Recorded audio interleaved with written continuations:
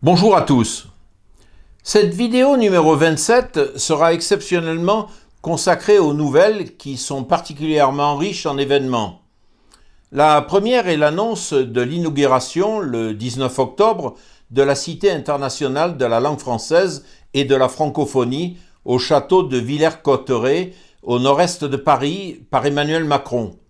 Bien entendu, et comme il fallait s'y attendre, la liste des invités exclut les militants les plus engagés dans la défense de la langue française. Et au moment où je rédige le script de cette vidéo, je pense qu'il est fort possible que les discours qui seront prononcés à cette occasion seront une succession de robinets d'eau tiède, dans la mesure où il n'y a pas grand-chose à attendre des autorités officielles du gouvernement français en faveur du français, puisqu'elles ont directement participé à son effacement durant des décennies. La deuxième nouvelle émane d'un document confidentiel décrivant la stratégie américaine pour la société ukrainienne qui a été dévoilé par Politico, qui est un média politique fondé à Washington en 2007. Ce document met en évidence que les États-Unis voudraient renforcer l'enseignement de l'anglais en Ukraine.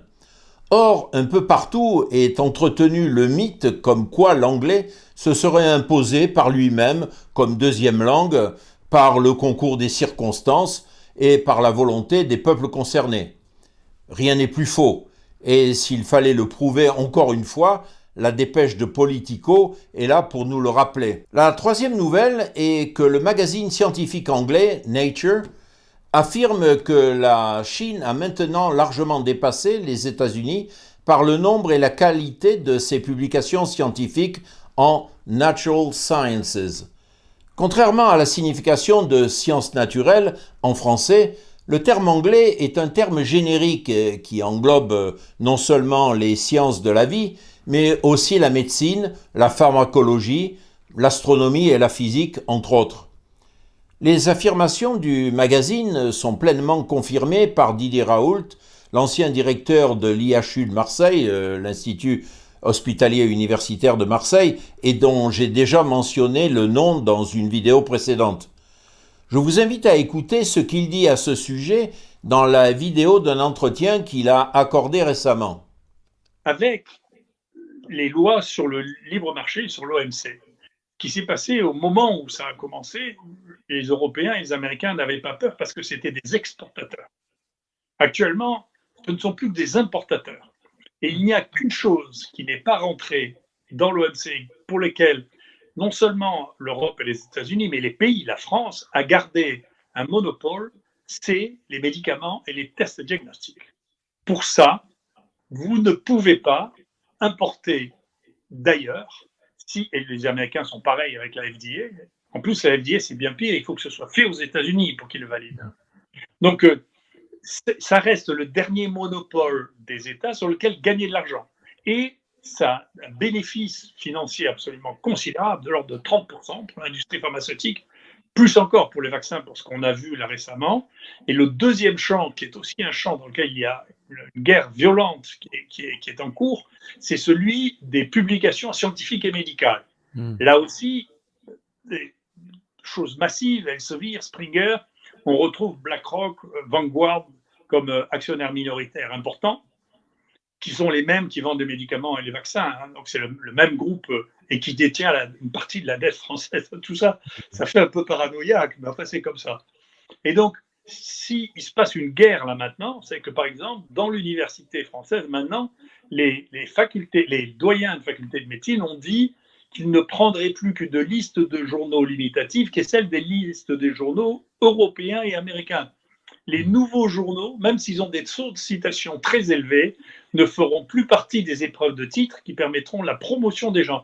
On fait la guerre, si vous voulez, aux BRICS qui arrivent sur un marché qui est très lucratif, et les propriétaires de ces journaux ne veulent pas lâcher leur monopole, qui est un monopole non seulement financier, mais un monopole de la pensée.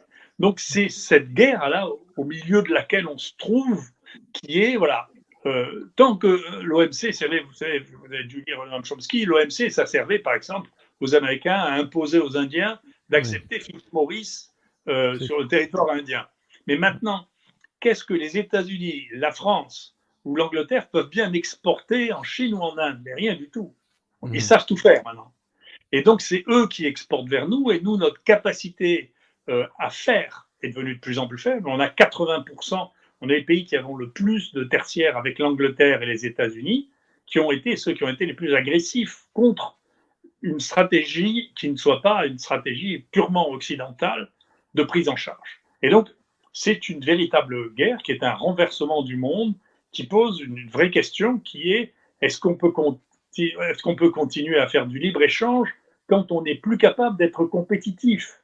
Et le seul domaine dans lequel nous soyons compétitifs, c'est les domaines dans lesquels on les empêche de rentrer, c'est-à-dire on refuse la mondialisation, et pour les médicaments, et pour les journaux, et pour les méthodes de diagnostic. Donc c'est très intéressant parce que c'est le paysage d'une nouvelle forme de guerre qu'on voit se dérouler sous nos yeux. C'est clair ce que je dis? On voit donc ici que l'émergence d'un savoir et d'un savoir-faire non occidentalo-centré fait l'objet d'un véritable tir de barrage de la part des États-Unis et de leurs colonies européennes. Si vous êtes un jeune professeur d'université ou un jeune chercheur, seules les publications en anglais dans des revues scientifiques américaines et européennes seront prises en compte dans l'évaluation de leur travail. Nous arriverons donc à un point de décrochage où le rejet des travaux scientifiques accomplis hors du monde occidental entraînera nécessairement un retard sur ce qui se fait ailleurs. En fait, on le voit déjà dans l'ignorance des publications russes en physique et en russe qui, si elles avaient été étudiées, auraient sans doute permis de combler une partie du retard actuel de l'Occident dans la construction d'armements basés sur des nouveaux principes physiques. Jusqu'à l'effondrement de l'Union soviétique, l'Occident essayait de suivre de près ce qui se passait dans les laboratoires russes, mais depuis une trentaine d'années, ce n'est plus le cas. La quatrième nouvelle émane de Chine. Une grande université chinoise supprime les tests d'anglais sous les applaudissements des nationalistes. Je cite ici la dépêche de CNN. En effet, une grande université du nord-ouest de la Chine a supprimé les tests d'anglais comme condition préalable à l'obtention d'un diplôme, ravivant ainsi un débat houleux sur le rôle de la lingua franca mondiale dans le système éducatif du pays, après des années de montée du sentiment nationaliste sous l'égide du dirigeant Xi Jinping. Dans un avis publié mercredi, l'université Xiangjiatong, située dans la capitale de la province du Shaanxi, a déclaré que les étudiants n'auraient plus besoin de passer un test d'anglais standardisé à l'échelle nationale, ni aucun autre examen d'anglais, pour obtenir leur diplôme de licence. L'annonce a fait grand bruit sur les réseaux sociaux, de nombreuses personnes saluant cette décision et appelant d'autres universités à faire de même. C'est très bien. J'espère que d'autres universités feront de même. Il est ridicule que les diplômes universitaires des Chinois doivent être validés par un test en langue étrangère. Peut-on lire dans un commentaire ayant reçu plus de 24 000 votes positifs sur le site de microblogage Weibo, où un mot-clé a entraîné plus de 350 millions de vues. L'anglais est important, mais au fur et à mesure que la Chine se développe, il ne l'est plus autant qu'avant. C'est ce qu'a déclaré sur Weibo un influenceur nationaliste comptant 6 millions d'adeptes en ligne après l'annonce de l'université. Les étrangers devraient à leur tour apprendre le chinois. Et CNN commente, je cite, « Ce déclassement intervient alors que la Chine se tourne davantage vers le nationalisme et le repli sur soi sous l'impulsion de Xi Jinping, qui a appelé le pays à renforcer sa confiance culturelle et à repousser l'influence de l'Occident. » Des mesures ont également été prises pour réduire l'enseignement de l'anglais dans les salles de classe. À Shanghai, la ville la plus cosmopolite de Chine, les autorités ont, en 2021, interdit aux écoles élémentaires d'inclure dans leurs examens de fin d'année des épreuves d'anglais, en invoquant la nécessité d'alléger le fardeau scolaire des élèves. Certains législateurs et conseillers gouvernementaux ont également proposé de supprimer l'anglais dans les écoles et dans les examens d'entrée à l'université. En revanche, de l'autre côté du détroit de Formose, à Taïwan, le gouvernement a mis en place un plan visant à rendre l'île bilingue d'ici à 2030.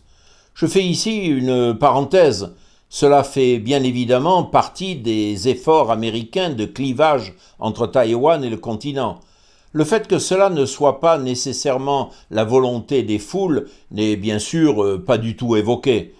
L'anglais est utilisé ici comme vecteur d'influence idéologique américaine. Il faut que les habitants de l'île absorbent les idées états-uniennes sur l'horreur que représenterait un rattachement officiel de Taïwan à la Chine continentale j'entends. Comme en Ukraine, la propagande de langue anglaise a pour but d'aboutir à des conversions complètes et sincères. Les Chinois du continent doivent devenir des ennemis mortels de leurs frères et cousins de Taïwan, de la même manière que les Ukrainiens doivent apprendre à abhorrer leurs cousins russes. Certains ont salué la suppression des tests d'anglais dans les universités de Chine continentale d'un point de vue pratique, arguant qu'il s'agissait d'une perte de temps et d'énergie puisque les diplômés utilisent rarement la langue anglaise dans leur vie quotidienne ou dans leur carrière après l'obtention de leur diplôme. Et lorsque c'est le cas, l'intelligence artificielle et la traduction automatique peuvent de toute façon leur venir en aide. On remarquera que l'article de CNN désigne par le terme « nationaliste » toute personne qui prône de se détourner de l'anglais et qui est donc synonyme de militant d'extrême droite et in fine de fascisme. Pour les États-Unis, ignorer leur langue est le signe immanquable d'un repli sur soi. Bien entendu, le reste de la presse occidentale relaie amplement ce point de vue. J'en viens maintenant à la 5e nouvelle. Le 21 septembre, le président syrien Bachar al-Assad et son épouse Asma sont arrivés en Chine dans le cadre d'un voyage officiel. Les motivations politiques et économiques de l'invitation chinoise aux dirigeants syriens ne nous concernent pas, je tiens à le préciser. En revanche, je voudrais m'attarder sur le discours prononcé en arabe par Asma al-Assad, l'épouse de Bachar al-Assad, à l'Université des études étrangères de Pékin, dont j'ai jugé utile de vous présenter certaines sections de sa traduction officielle en français. Mesdames et messieurs, de Damas, la plus ancienne capitale habitée à travers l'histoire, à Pékin, la capitale des plus anciennes civilisations. De Syrie, berceau du premier alphabet, à la Chine, patrie de l'une des langues et dialectes les plus anciens et les plus diversifiés. Je me tiens devant vous aujourd'hui submergé de gratitude et de fierté. Gratitude, pour la chaleur de votre accueil, fier de vous, pour être capable de m'adresser à vous dans ma langue maternelle et votre grande capacité à la comprendre. Parler devant vous de la langue arabe et dans l'une des universités les plus importantes et les plus anciennes de Chine est un reflet des relations solides qui nous unissent. Historiquement et culturellement, depuis que les caravanes de la route de la soie ont voyagé entre la Chine et le Levant, il y a des milliers d'années. C'est pourquoi lorsque nous discutons de l'enseignement de la langue arabe, ici même, avec autant de sérieux et de passion, nous ne parlons pas uniquement d'apprentissage, de grammaire et de vocabulaire, mais plutôt d'une langue qui fait partie de la diversité culturelle et sociale partagée entre nos deux civilisations depuis des temps immémoriaux. J'en viens maintenant à la partie la plus importante de son discours. Honorable assistance, il est indubitable que nous sommes tous confrontés aux mêmes tentatives d'extinction des cultures nationales des peuples par des moyens multiples quant à leur forme, mais dont le fond est toujours le même. Des tentatives menées au titre du développement et de la modernité, mais dont le contenu est la dissolution de l'identité et de l'appartenance avec l'une des armes les plus puissantes pour y parvenir, l'attaque des langues maternelles et un regard considérant ceux qui s'y accrochent comme rétrogrades. Car, dominer le langage est le chemin le plus court pour dominer la conscience et, par conséquent, empêcher toute indépendance décisionnelle, brouiller les sociétés, effacer leur identité et leur singularité. Tous ces modèles déformés de langues hybrides, que nous connaissons aujourd'hui, ne sont que l'une des manifestations du modèle néolibéral. Tout comme l'on manipule le genre humain pour l'altérer et créer un troisième genre, on altère le langage. Ces deux actions sont le fondement et l'essence du néolibéralisme allant de la délinquance morale jusqu'à l'imposition de concepts anormaux et déviants du statut de la famille, contraires à la nature humaine.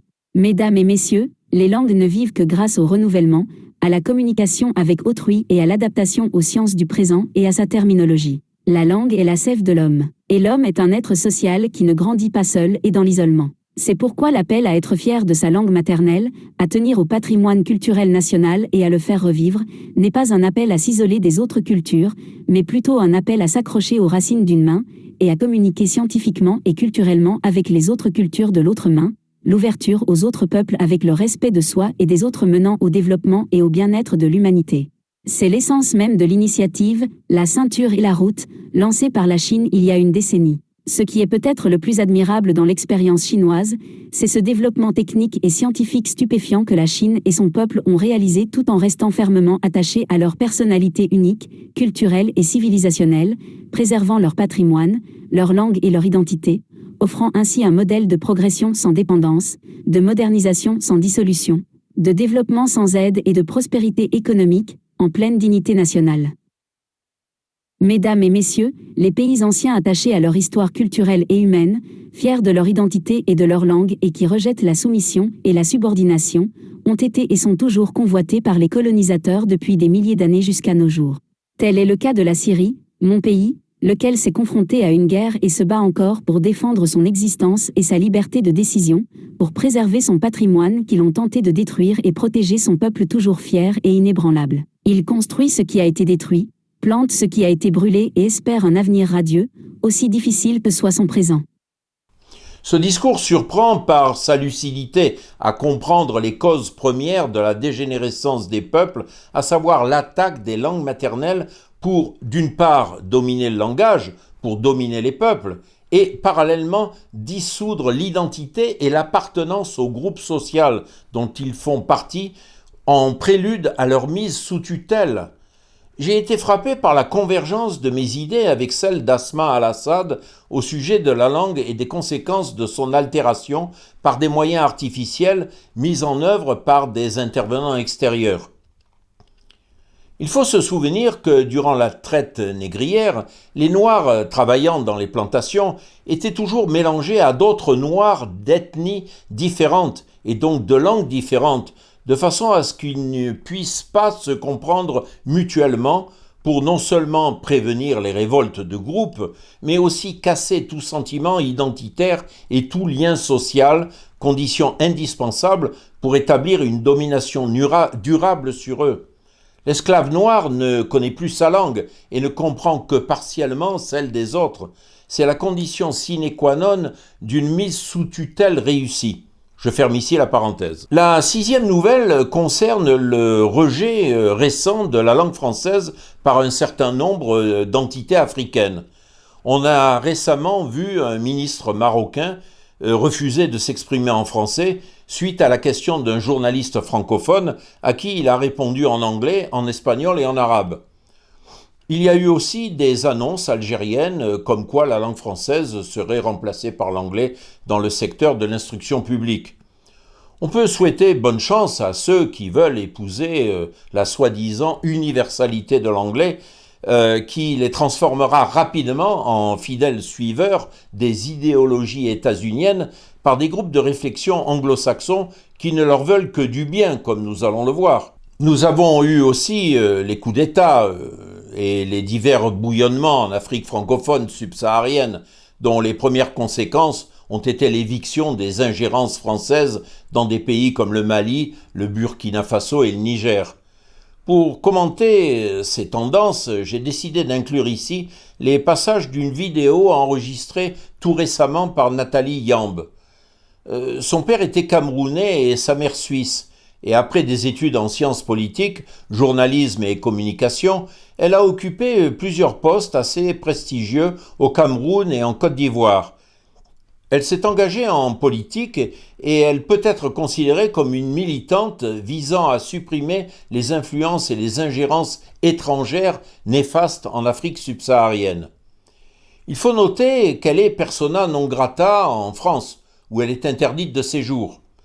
Au-delà de ses choix politiques, certains de ses propos sont intéressants car ils offrent des clés de compréhension aux événements survenus en Afrique subsaharienne francophone. En avril 1974, en sa qualité de conseiller à la sécurité nationale, Henry Kissinger, né Heinz Alfred Kissinger, un juif d'origine allemande qui a émigré aux États-Unis en 1938 et y a été naturalisé en 1943, Présenté au président américain Richard Nixon, le National Security Study Memorandum 200, intitulé « Implication de la croissance démographique mondiale sur la sécurité des États-Unis et ses intérêts à l'étranger ». Ce rapport confidentiel, qui sera officiellement remis aux autorités américaines le 10 décembre de la même année, puis déclassifié en 1996, est le document doctrinal fondateur de la politique étrangère des États-Unis depuis le 26 novembre 1975, date de sa mise en œuvre par le National Security Decision Memorandum 314 jusqu'à aujourd'hui. Et c'est l'auteur même du rapport, Henry Kissinger, entre-temps devenu secrétaire d'État, c'est-à-dire ministre des Affaires étrangères américain, qui sera chargé de l'exécuter. Alors en quoi ce rapport nous concerne-t-il ? Eh bien, tout d'abord, il faut comprendre que la politique étrangère d'un pays définit le cadre dans lequel ce pays veut interagir avec le reste du monde. C'est elle qui établit les principes, les objectifs, les paramètres, les critères de ces interactions avec l'extérieur. Les ambassadeurs, les diplomates, les organismes d'aide, d'investissement et de financement public et parapublic et parfois même des fondations privées et des ONG humanitaires sont les exécutants de cette politique étrangère. Alors s'il faut résumer en une phrase le contenu des 123 pages du rapport Kissinger, c'est simple. Pour que les États-Unis restent riches, il faut que les pays pauvres restent pauvres. Je répète, la doctrine de la politique étrangère des USA formulée par Henry Kissinger est mise en œuvre à partir de 1975 jusqu'au très sénile Joe Biden aujourd'hui, à travers son secrétaire d'État actuel Anthony Blinken et sa numéro 2 qui est en réalité la vraie numéro 1 Victoria Nuland, c'est que pour que les États-Unis restent riches, il faut que les pays pauvres restent pauvres.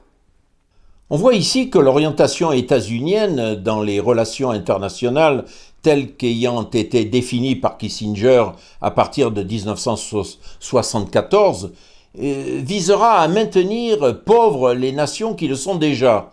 Cette politique qui était conçue pour un certain nombre de pays au départ se focalisera plus tard naturellement sur l'Afrique. Dans son rapport, Kissinger identifie la croissance démographique des pays du tiers-monde comme l'un des plus grands dangers à l'implémentation de cette doctrine. À l'époque, il parlait des pays pauvres en général, sans faire à ce moment-là une fixette sur l'Afrique.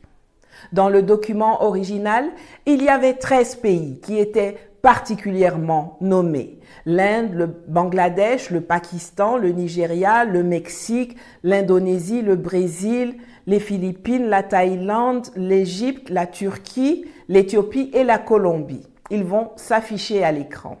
La cible s'est au fil des années resserrée sur notre continent jusqu'à en devenir une obsession, aussi parce que les autres sont devenus entre-temps trop puissants. Je vous mets quelques extraits traduits en français ici que vous pourrez lire tranquillement en appuyant sur pause. Je mettrai également, pour ceux que ça intéresse, le lien PDF de l'original du rapport Kissinger en anglais dans mon canal Telegram. La préoccupation du rapport Kissinger est donc de trouver comment influencer les politiques à tous les niveaux pour réussir à réduire la progression démographique des pays pauvres étrangers qui, selon le Conseil de sécurité américain, va entraîner des compétitions malvenues sur l'eau, sur le pétrole, sur les matières premières, sur la nourriture, sur les terres arables, sur les ressources minières et naturelles. La réponse donne froid dans le dos. L'administration américaine propose d'abord l'usage de la technique persuasive des programmes de planification familiale que l'on fera idéalement introduire à travers les gouvernements locaux eux-mêmes ou des groupes religieux. Et c'est ainsi que des milliers de milliards de dollars ont été utilisés par les ambassades et les organismes américains pour financer les programmes de contraception, d'avortement et de stérilisation volontaire ou pas pour limiter les naissances dans le tiers-monde. Et c'est également dans cette optique que s'inscrit la promotion à outrance, quasi forcée, des pratiques LGBTQ-RSTU. Est-ce que quand deux hommes se mougouent, enfant peut sortir? Non. Est-ce que quand deux femmes se lapent, enfant peut sortir? Non. Et voyez ce qui se déroule sur le terrain. Comme préconisé par Kissinger, on passe par des acteurs locaux, les gouvernants de préférence. Écoutez comment Mohamed Bazoum, le chéri coco de Emmanuel Macron, fait la prodada du planning familial, qualifiant même les Nigériens qui n'adhèrent pas à sa politique de limitation des naissances de gens qui ont des comportements de broussard. Il y a un grand contraste entre les villes et la campagne, mais les villes au Niger, ça ne veut rien dire. Des villes comme Zender, des villes comme Maradi, les gens ont un comportement des gens de la brousse. C'est Niamey seulement qui peut être considéré comme une ville parce qu'il y a une composante qui a pris conscience de ce phénomène et qui a tendance à avoir un comportement contrôlé. Lors de la même conférence, il va jusqu'à dire que c'est la fécondité des femmes nigériennes qui est responsable de la pauvreté, mais pas l'incapacité de son gouvernement ou de celui de son prédécesseur, dont il était déjà un des piliers, à mettre en place des politiques et à négocier des accords favorables au progrès et à l'enrichissement de tous les Nigériens, et pas seulement de son clan ou de la classe politicienne. La population du Niger, c'est 27 millions de personnes sur 1 267 000 km², dans un pays qui a l'uranium, le pétrole, le soleil, l'or, le phosphate, le cuivre, les métaux rares. Mais tout un président de la République vient nous expliquer, moustache frémissante, que le coin est surpeuplé et c'est le ventre des femmes qui est responsable de la pauvreté. C'est non seulement excellent que cet individu ait été renversé, mais on devrait même lui administrer une bonne chicotte et le mettre en prison. Regardez le Bénin, où Patrice Talon, dans ses jolis costumes serrés, est en train d'exécuter un plan d'action national de planification familiale 2019-2023, conçu et financé majoritairement par l'USAID, l'Agence américaine pour le développement international, le bras armé financier de la politique étrangère américaine, mentionné comme tel dans le rapport Kissinger. Bénin, 13 millions d'habitants sur 114 000 km², là où 17 millions de Hollandais vivent dans un territoire ayant le tiers de cette superficie. Oh, honte à Talon et à ses gros sabots malthusiens. Le but de dépopulation est clairement annoncé et des programmes sont conçus pour réduire les populations. Mais ils sont mis en œuvre par des pays africains nullement surpeuplés, au sens européen du terme, mais dont les dirigeants ont clairement été choisis par les puissances occidentales, comme on va en donner un exemple éclatant. Mais écoutons d'abord la suite de la présentation de Nathalie Yamb. Regardez Alassane Dramane Ouattara, qui avait mobilisé la soi-disant communauté internationale derrière lui en pleurant « Oh, on m'empêche d'être candidat parce que je suis musulman », et qui, une fois devenu président, non seulement dépénalise l'homosexualité, mais transforme la Côte d'Ivoire en paradis pour les joyeux, les trans, les gens qui sont garçons le matin et femmes le soir, en lançant des magazines à leur attention, en organisant des festivals pour eux et en embauchant au sein du gouvernement ivoirien des experts spécialement chargés de développer des politiques à leur endroit. Astaghfirullah. Ils doivent être contents, les imams qui ont fait campagne pour lui, le meilleur agent de Washington pour l'implémentation de l'agenda gay en Afrique dite francophone. Au cas où la persuasion ne fonctionne pas comme voulu, le rapport Kissinger suggère l'usage de mesures coercitives. En effet, les USA ont été choqués de constater que leur plan de réduction drastique de la population avait suscité une levée de boucliers lors de la conférence mondiale sur la population qui s'est tenue à Bucarest en 1974. Le rapport NSSM 200 identifie alors les têtus qui mènent la fronde. Il y avait l'Algérie, avec le soutien de plusieurs pays africains, l'Argentine, qui était soutenue par l'Uruguay, le Brésil, le Pérou et quelques autres pays d'Amérique latine.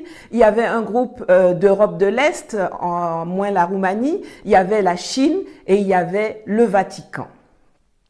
Et c'est ainsi que le recours à la nourriture comme arme, au chantage financier, à l'embargo onusien, à l'orchestration de coups d'État et de conflits devient le mode opératoire standard de la politique étrangère des États-Unis.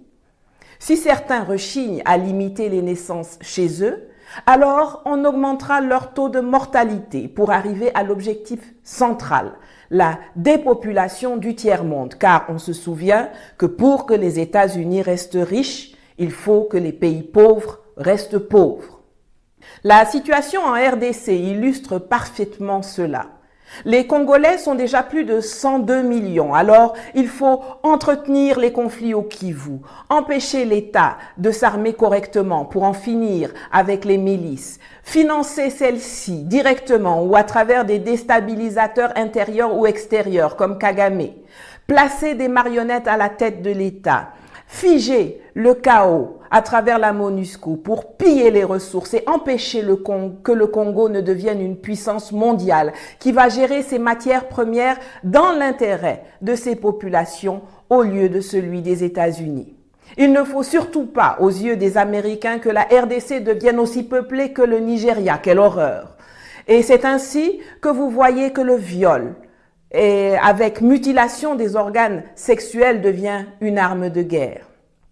Je vous mets quelque part à l'écran la liste des pays les plus peuplés de la planète en 2023. Les États-Unis eux-mêmes sont troisièmes, mais c'est eux qui ont pour politique étrangère d'aller dépeupler le reste du monde. L'audace de ça. Là, j'ai pris l'exemple de la RDC, mais quand vous regardez la politique étrangère des USA dans chacun de nos pays, vous verrez que c'est exactement cela. Dépopuler l'Afrique et maintenir ses habitants, ou plutôt les survivants, dans la pauvreté. Tout ce qui amène les USA vers nous lui sert à mettre en œuvre ses objectifs. Et quand je dis les USA, je ne parle pas seulement du gouvernement américain officiel à travers ses diplomates et l'USAID, mais également de ses autres agents privés tels que la Fondation Bill et Melinda Gates, la Fondation Elizabeth Glaser, la Fondation Rockefeller, la Fondation Ford, le Sierra Club, le World Watch Institute, la Johns Hopkins University, etc., qui agissent derrière le faux nez d'organismes intermédiaires comme l'UNFPA, l'Agence des Nations Unies pour la Population, et le International Planned Parenthood Federation. Si jamais vous souhaitez que je vous fasse une vidéo pour vous illustrer à l'aide d'exemples bien spécifiques en Afrique, en Asie et en Amérique du Sud, comment ces agents de la mort ont procédé à la dépopulation du tiers-monde, dites-le moi en commentaire et s'il y a une grosse demande, je le ferai. Ce qu'affirme Nathalie Yamb est malheureusement exact. Quelques recherches sur Internet le confirmeront facilement.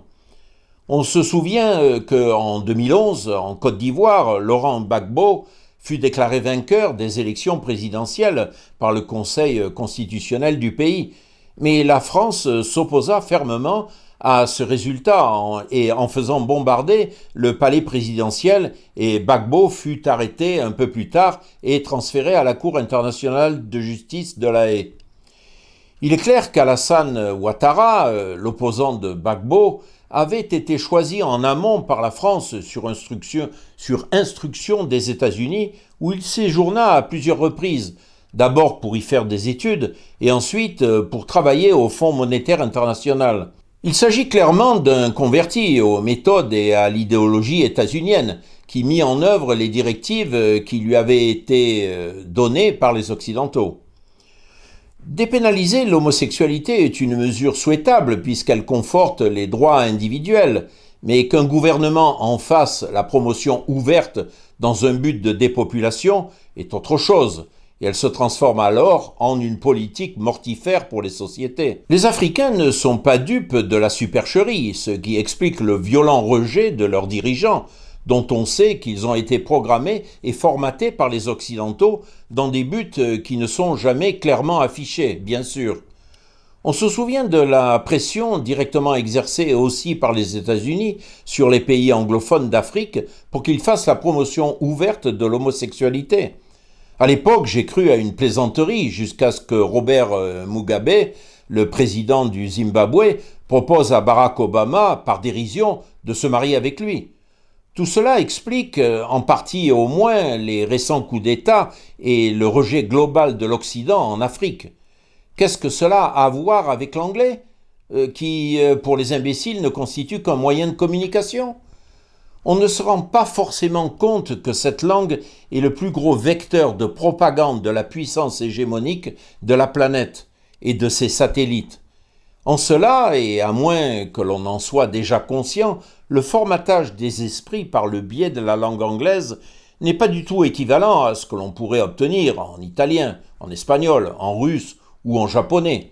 C'est pourquoi les quelques Marocains et Algériens qui veulent absolument convertir leur pays respectif à l'anglais ne se doutent même pas qu'ils se mettent ainsi tranquillement sur la voie de la servitude à long terme.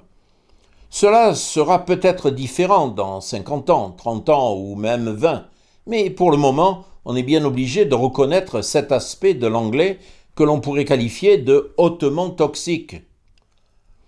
Écoutons maintenant l'un des commentaires de Nathalie Yamb. Je ne peux pas terminer cette chronique sans mettre en contraste la politique du principal concurrent des États-Unis au plan mondial, la Chine. En effet, la politique étrangère chinoise est aux antipodes de celle des États-Unis. Leur doctrine, c'est que pour que la Chine soit riche, il faut que les autres se développent. Vous avez bien entendu. Pour que la Chine soit riche, il faut que les autres se développent. Leur théorie est simple. Si les pays autour de moi se développent, cela fait autant de marchés où je peux écouler mes produits. Quand vous entendez que la Chine est l'un des principaux détenteurs des bons de trésor américains, mais elle fait ça pour donner suffisamment d'argent aux Américains pour acheter des choses chez elle. Quand vous voyez l'initiative de la nouvelle route de la soie, c'est pour pouvoir trouver les chemins les plus courts et les moins chers pour acheminer ses produits vers ses clients partout dans le monde. J'entends trop souvent des gens pas très intelligents bramer qu'on est en train de vouloir chasser la France et l'Occident pour les remplacer par les colons chinois ou russes. Cela dénote non seulement une méconnaissance totale de l'histoire, mais également l'ignorance géopolitique abyssale de ceux qui jacassent. Car non seulement ces États n'ont jamais, ne serait-ce colonisé qu'un seul pays en Afrique, mais le bon sens aujourd'hui nous recommande d'avoir des liens avec des pays dont la doctrine de politique étrangère ne consiste pas à nous écraser et à nous éradiquer, mais plutôt à nous faire grandir avec eux. Et c'est en cela que le combat pour la souveraineté que nous menons actuellement au péril de nos propres vies est essentiel pour notre survie, car c'est un préalable à toute évolution. Nous devons imposer notre souveraineté et développer nous-mêmes des doctrines qui affirment sans complexe et consolident cette souveraineté sur nos ressources, sur nos territoires, sur nos États et sur nos destinées. Nathalie Yamb nous a ici communiqué toutes les clés de compréhension dont nous avions besoin pour comprendre ce qui se passe actuellement en Afrique subsaharienne francophone. L'attitude des États-Unis, qui veulent maintenir pauvres les pays pauvres pour rester eux-mêmes riches, présente un contraste énorme avec celle de la Chine, qui, pour être riche, veut que les pays pauvres se développent. En refusant le développement aux pays pauvres, l'hégémon entend bien perpétuer sa domination sur le reste du monde. Il doit continuer à éblouir par son opulence et sa puissance et doit étouffer dans l'œuf tout pays qui aurait le potentiel de le concurrencer, même dans un avenir lointain, ou qui aurait l'outrecuidance de s'affranchir de ses lois extraterritoriales. Malheur à qui remettrait en cause le statut de la langue anglaise ou du dollar, qui finirait pendu comme Saddam Hussein ou sodomisé avec une baïonnette comme Muammar Kadhafi. Les lois américaines ont la prétention de s'appliquer partout, et contester le rôle de l'anglais est synonyme de fermeture, de repli sur soi et d'archaïsme. Cette attitude semble être généralisée chez les anglophones et se retrouve bien évidemment au Canada, où les succès des sociétés québécoises francophones, comme Bombardier ou SNC-Lavalin, agacent profondément le monde des affaires du Canada anglais, qui, loin de se réjouir qu'il s'agit là de fleurons industriels bénéficiant à l'ensemble de la communauté canadienne, souhaite au contraire maintenir la société francophone du Québec dans un statut de subordination par rapport au Canada anglais, tel que c'était encore le cas au début des années 60. Normand Lester a même documenté le fait que les milieux d'affaires anglophones du Canada avaient monté un dossier pour permettre à un concurrent étranger de Bombardier, à savoir la compagnie brésilienne Embraer, d'attaquer Bombardier auprès de l'Organisation mondiale du commerce pour avantages compétitifs soi-disant abusifs. On apprécie ici la solidarité nationale fondée sur le mythe du bilinguisme prôné par Pierre Elliott Trudeau. Cela conclut cette vidéo numéro 27. Si elle vous a intéressé, rediffusez-la et partagez-la avec vos amis et collègues de travail. Avant toute chose, nous devons gagner la bataille des idées auprès des gens éveillés qui devront ensuite convaincre ceux qui décident pour eux qu'ils agissent globalement contre leurs intérêts directs. Dans le but de nous asservir, des intérêts puissants ont pris pour cible notre langue afin de la dénaturer dans un premier temps et de la détruire comme ciment des sociétés francophones. Il faut prendre conscience des facteurs qui ont fait reculer de manière spectaculaire l'influence qui s'exerçait par le biais de la langue française dans tous les domaines avant la Seconde Guerre mondiale. Il nous faut comprendre pourquoi les peuples francophones occidentaux sont sous occupation mentale et qu'il leur est difficile de se dépêtrer du carcan imposé par des institutions qui ont été créées par des acteurs extérieurs aux nations concernées.